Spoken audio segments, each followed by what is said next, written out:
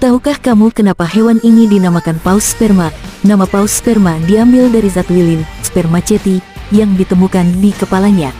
Spermaceti adalah kantung minyak yang membantu paus memfokuskan suara. Saat penangkapan ikan paus, ada organ di kepala paus yang mengandung cairan putih, dan dikira oleh para pemburu paus sebagai sperma ikan paus.